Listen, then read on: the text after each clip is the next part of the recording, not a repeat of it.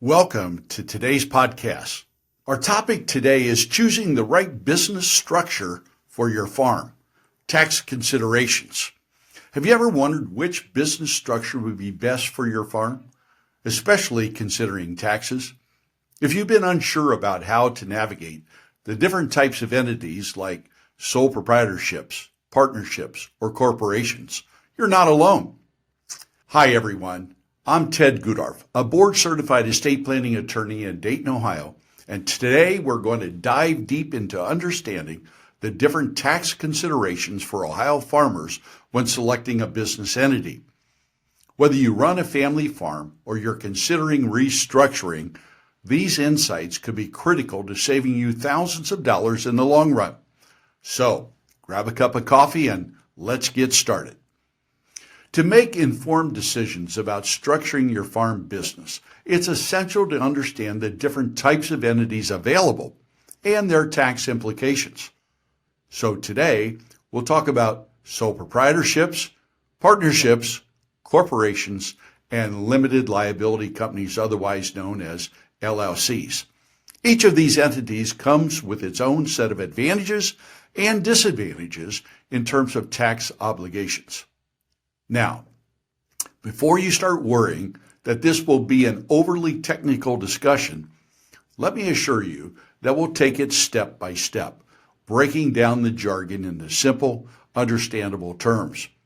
By the end of this video, you'll be able to better understand which entity could be the right fit for your farm and your financial goals. Let's start with the most common structure, the sole proprietorship. This entity is the simplest to establish, and many farmers choose it because it's straightforward. However, there are some key tax characteristics you should be aware of. As a sole proprietor, all profits of the farm are taxed directly to you, the owner. Even if you decide not to withdraw these profits and keep them in the business to reinvest for next year, you still have to pay taxes on the profits. This might come as a surprise to some, as it's easy to assume that if you don't pocket the money, you shouldn't be taxed on it. But unfortunately, that isn't how it works. When it comes to tax reporting, you'll need to fill out a Schedule F for farm-related income or a Schedule C if you have a non-farm-related side business. This form is attached to your personal tax return, meaning your business income is combined with your other personal income for taxation purposes. Additionally, if the farm ends up incurring a loss, this loss can offset your other sources of income, which is a definite advantage. However, losses are limited to a certain threshold per year, which is something to keep in mind. Another major tax consideration is self-employment tax. Sole proprietors are subject to self-employment tax, which applies to their net earnings, and it is a 15.3% levy that includes Social Security and Medicare. This tax is calculated based upon the net income from the farm after deducting business expenses. This tax can be a burden, particularly when profits are significant. However, you do get to deduct 50% of this tax from your income, which helps soften the blow a little bit.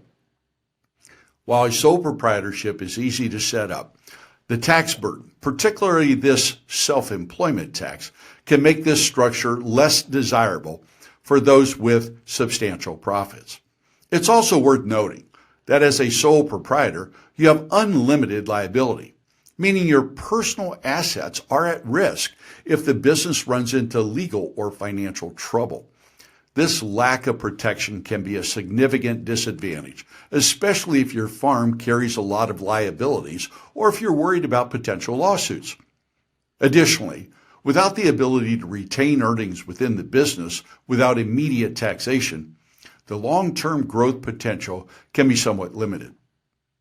Another aspect to consider is ease of decision-making. As a sole proprietor, you have complete control over all decisions.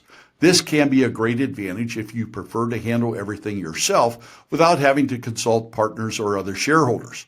However, This also means that all the responsibilities fall on you, which can be overwhelming, especially in times of financial stress or operational difficulties. The simplicity of a sole proprietorship comes at the cost of having to shoulder all the risk and make all the crucial decisions on your own. Partnerships share some similarities with sole proprietorships, particularly in how they are taxed as pass-through entities. However, there are distinct differences, especially regarding liability and decision-making. While sole proprietorship involves a single owner with unlimited liability, partnerships allow multiple individuals to share in profits, losses, and responsibilities.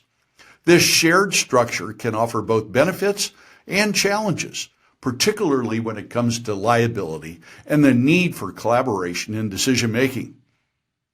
Next, let's discuss partnerships. Partnerships are common when multiple people want to share in the profits and responsibilities of a farm.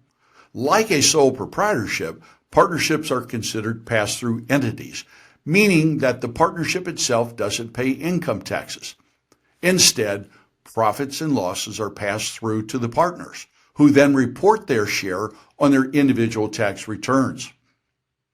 Partnerships must file an informational return with the IRS called Form 1065, and each partner receives a Schedule K-1, which details their share of income or loss.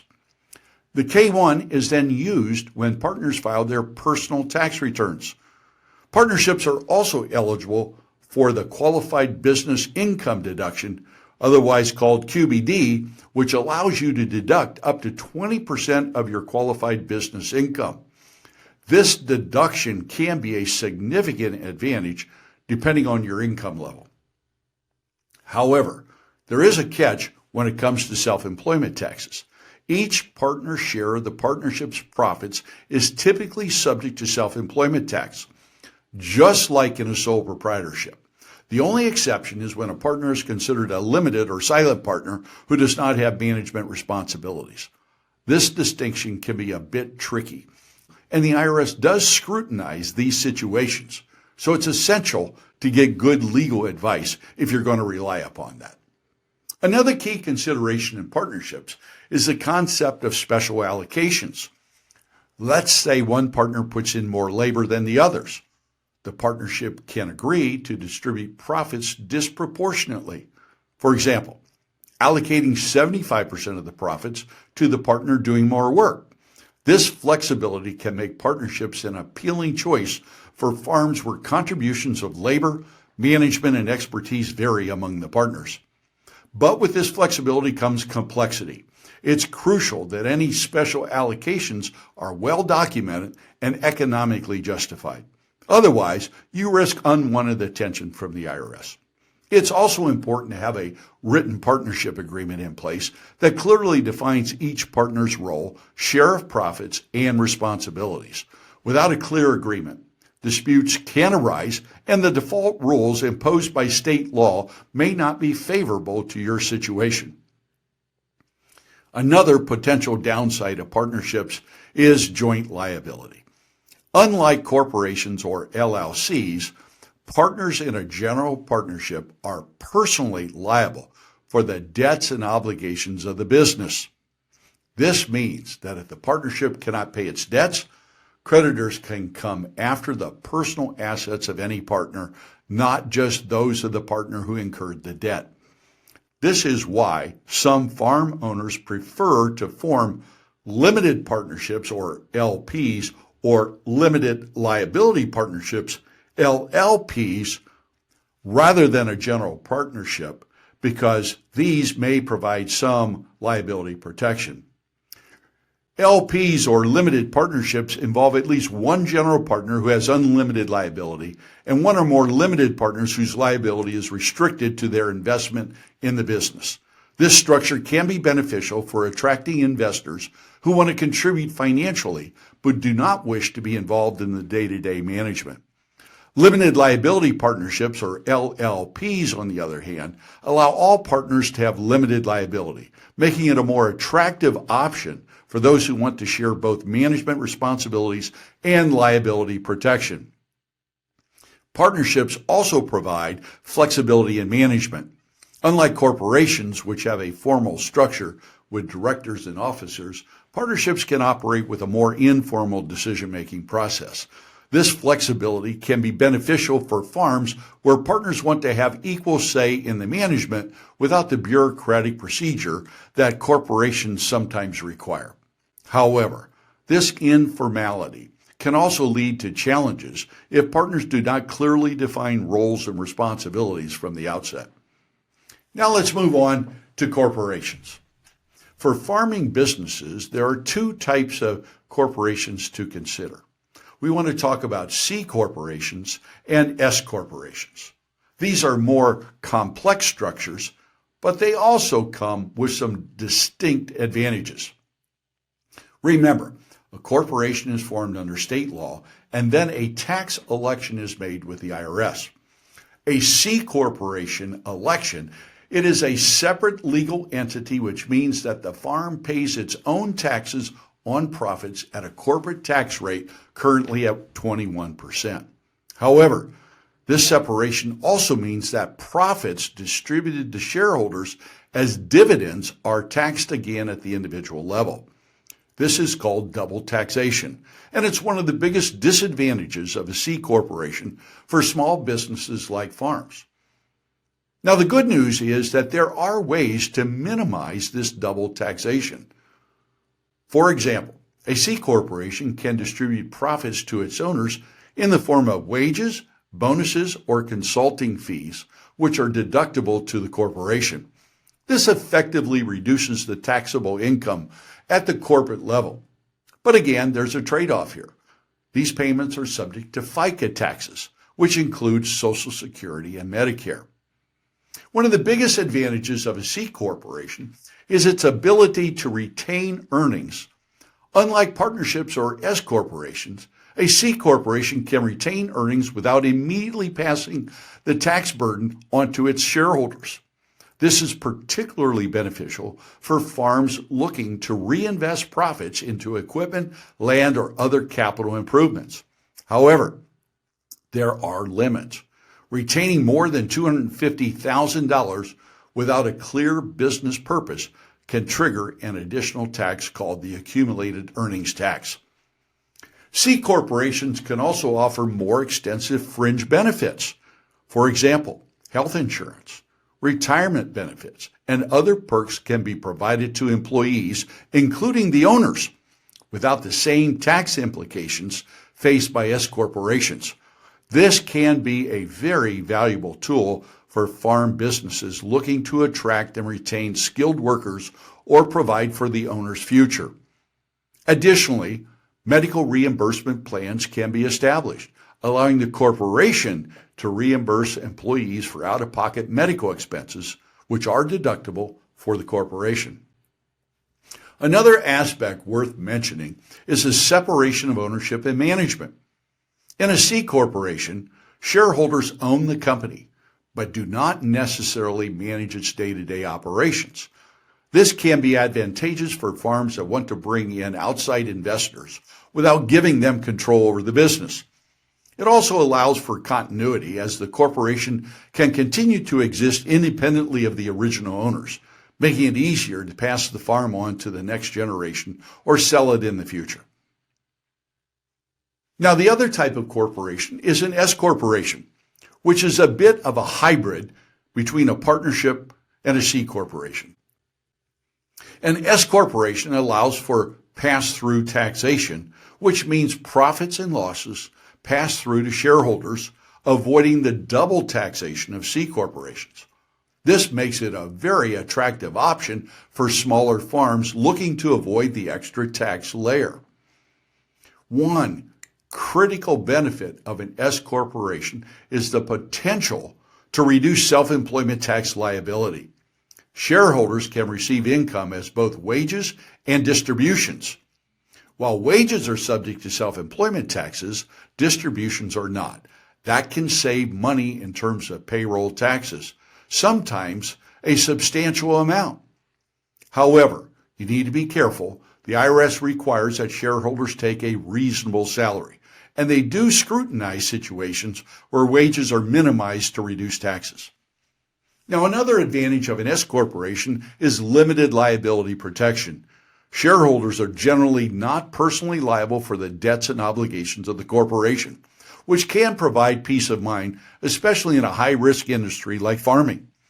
For example, if the farm faces a lawsuit due to an accident or a debt it cannot pay, the shareholders' personal assets, such as their home or savings, are totally protected. The limited liability feature ensures that the risk is confined to the assets owned by the business itself, making it a safer option for farm owners concerned about potential liabilities. However, the formalities involved in maintaining an S corporation, such as holding annual meetings, maintaining corporate minutes, and properly documenting business decisions, and having payroll, can be cumbersome compared to other entities. S corporations also have ownership restrictions. Most are not applicable to a farm setting. For example, the S corporations are limited to 100 shareholders, and all shareholders must be U.S. citizens or residents. This can be a limitation for a few farms looking to attract a larger pool of investors or bring in foreign investment. Additionally, S corporations can only issue one class of stock, which means that all shareholders have equal voting rights and profit distributions, limiting flexibility in structuring ownership. Finally, let's talk about one of my favorites, limited liability companies, otherwise known as LLCs. It is important to understand that an LLC can be taxed in several different ways, depending upon how it elects to be treated after it is formed. It can be taxed as a sole proprietorship, a partnership, or a corporation. This flexibility is what makes LLCs so popular among farm owners. For tax purposes, an LLC can be a pass-through entity just like a sole proprietorship or partnership. That means that profits are only taxed once at the individual level. If an LLC elects to be taxed as a C corporation, it would then face the same double taxation issue discussed earlier. The biggest advantage of an LLC is that it offers limited liability protection while allowing the owner to choose the best tax structure for their situation. If your farm has significant assets or liabilities, the limited liability feature can be crucial in protecting personal assets from claims against the business. Additionally, an LLC taxed as a partnership can avoid some of the complexities of corporate taxation while still benefiting from QBD and other deductions. LLCs also provide management flexibility.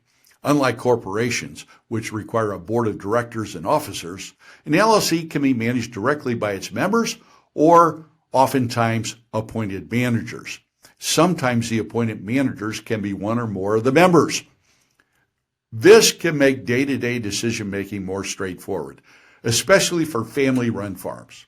However, like partnerships, it's important to have an operating agreement that outlines how profits are distributed, how decisions are made, and what happens if a member wants to leave the business.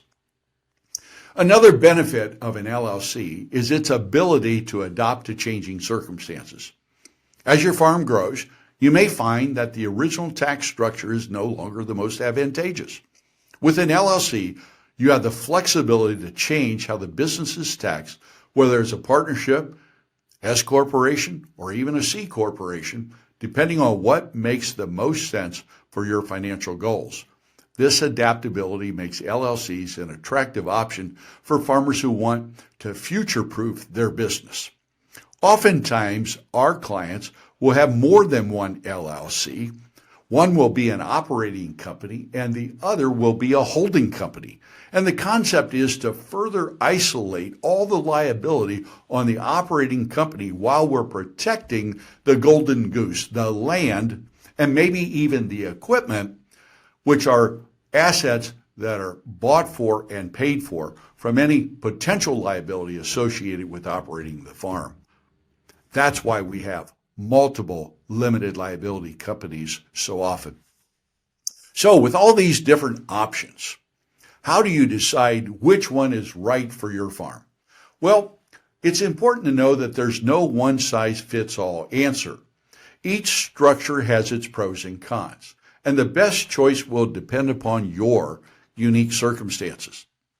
Sole proprietorships are great for simplicity, but come with significant self-employment, tax liabilities, and unlimited personal liability. Partnerships offer flexibility, especially when multiple people are contributing to the farm, but all profits are subject to self-employment taxes, and partners are jointly liable for the business's debts. C corporations allow for the retention of earnings and the use of more fringe benefits, but you'll need to plan carefully to avoid double taxation. S corporations, on the other hand, eliminate double taxation and can minimize self-employment taxes, but come with stricter rules on how income is distributed and require adherence to corporate formalities.